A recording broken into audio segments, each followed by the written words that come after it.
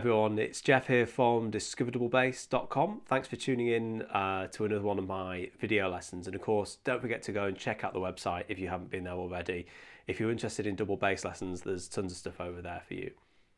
Well, today I'm going to be taking apart the performance of Summertime that you just heard. That's my arrangement of the tune, and I was trying to put like a bass line together with the melody. I'm going to talk to you about how I went through the process of putting it together, and we'll have a look at how you can play it. So let's get stuck into the detail. I think you'll find it really useful to approach this process already knowing both the melody and the chord sequence, because then putting them together will be a lot easier. But just in case you don't have the chord sequence to hand, I'm going to briefly talk you through it. Okay, there's 4 bars of D minor at the start, or D minor 7. Then there's 2 bars of G minor 7, followed by a bar of E minor 7 flat 5 to a bar of A dominant 7.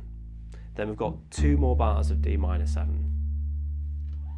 In fact, 3 more bars of D minor 7, sorry. And then there's half a bar of G minor 7, half a bar of C7, then half a bar of F major, half a bar of D minor, half a bar of E minor 7 flat 5, half a bar of A dominant 7, a bar of D minor 7, half a bar of E minor 7 flat 5, half a bar of A dominant 7.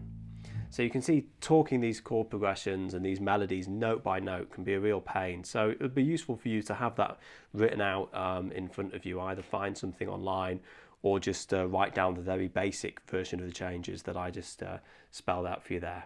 So learning these melodies is really important, because as bass players we can get so focused on the foundations of creating these great bass lines that we're trying to do that we lose out on learning all this great melodic content that saxophone players and singers are spending their time doing. So it's really important that if you're learning a standard that you also learn the melody, and certainly at least to a few, if not all, of the tunes that you do. You should be experimenting with trying to play that on the bass. And what I decided to do was look at the melody of Summertime and then come up with the bass line and try and link the two things together. So let's have a look at how I came up with the process and then I'll talk you through exactly how I played it. So let's start with the melody. Now this fits really neatly into the hand in the first area of thumb position. I'm just playing with a chromatic hand shape.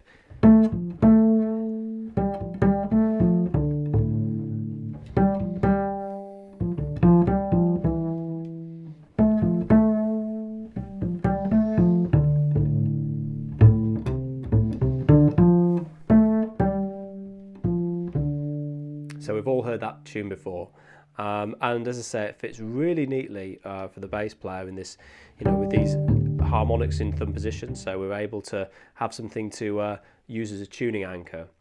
Now, I fitted that together with a bass line that was inspired by another bass line, so you can see exactly where I've got this from. So there's a great version, a famous version of Autumn Leaves performed on a Cannonball Adderley album called Something Else. This is from memory, I hope it's correct. And I think Miles Davis is playing trumpet. In fact, I'm certain he is. And yeah, the bass line that they used to start Autumn Leaves is this lovely figure.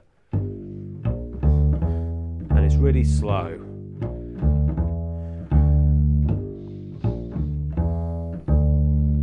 And then eventually they come in with the regular changes from Autumn Leaves that you'd recognise. Now what I did is just sort of, funked up the rhythm a bit and used roughly the same pattern.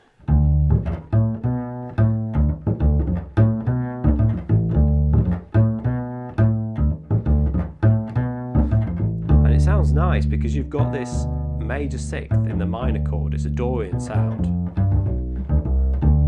which is a really funky sound.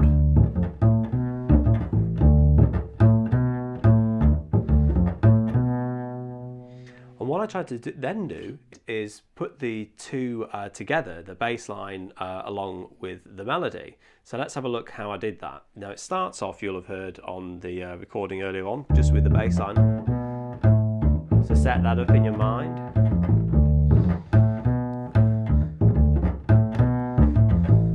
So what am I playing here?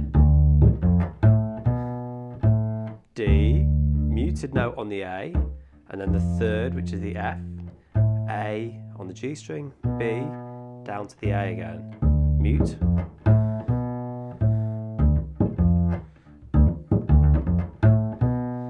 So it's second time.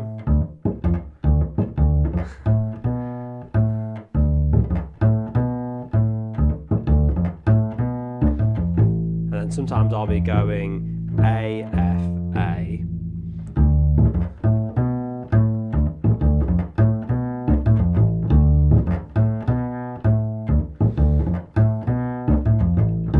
And that's the bass line. So it starts that way.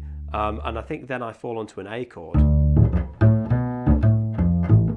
I play the open A twice, and this gives me the opportunity to shift into thumb position. It's these open strings and harmonics that we'll see in a moment that really allow me to move around the bass, and it's great practice this, because these big jumps up are really challenging for bass players. Can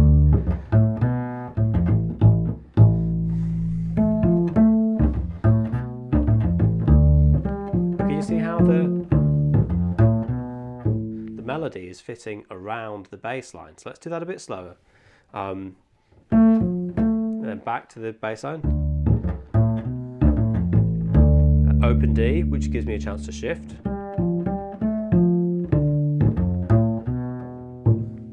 And here I go back to the bass line, but I play the last melody note by pinching, if I can get it right, the A harmonic. I'm playing it, pushing it with my thumb, and then I play the harmonic there, so it's a pinched harmonic. So go from the beginning, melody,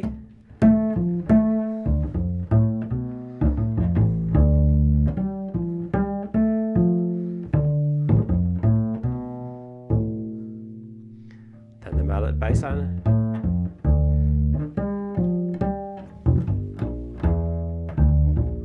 okay, so the melody's moved on, it's G, F, G, and I've gone E to the G quickly, and the melody again, F, which is F, D, F, G, F, E, and I wanted to play a chord here, so I've done a bit of a fill, which is G, E, B flat, and you'll see that I'm playing a lot of chords like this within this arrangement. So it's E, back to the melody, bass line, open D,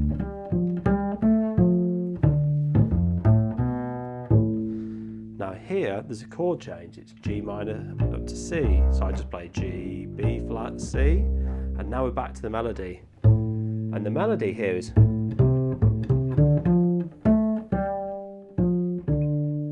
now I'm going to talk through the whole melody in just a moment separately, but just continuing on. What I'm doing here is I'm playing A with my thumb, and then the fifth, the C, so the A with my thumb, and then the C, and I'm playing the interval of a fifth, sorry, by hitting the root note, which is the F, which is under my second finger, just to add some more sound to it, so the bass note's there. And then it's this pattern, and I'm playing the D, sorry, the F, which is the minor third of the D, and then the D with my second finger, then to provide the root note for you, and then, and here it's an A, let's just check that note, A, and I play the E, because that's the chord happening underneath, to the G, and I play the open A, then, and then back from the F to the D. Now it's really hard sort of note bashing through this, so I'm just going to go through very slowly once more through the whole thing. At the beginning, melody, fitting in with the bass line, open D,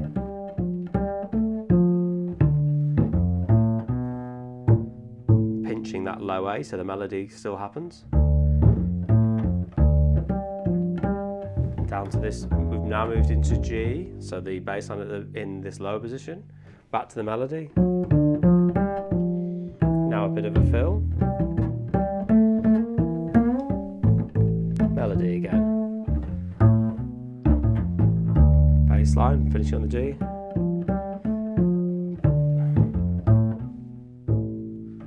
Now we're G minor to the C, and now this is a melody.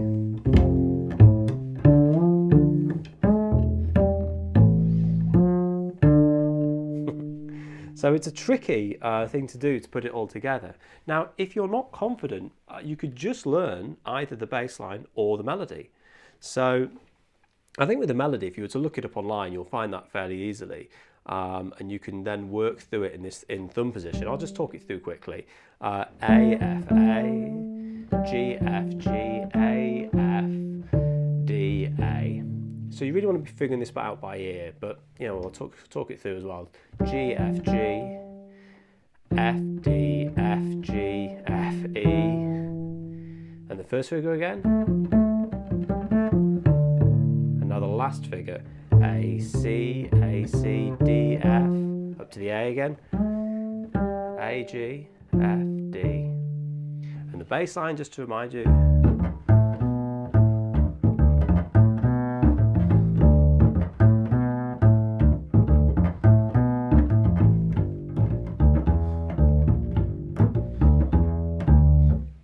And you could thread that through the whole chord progression there.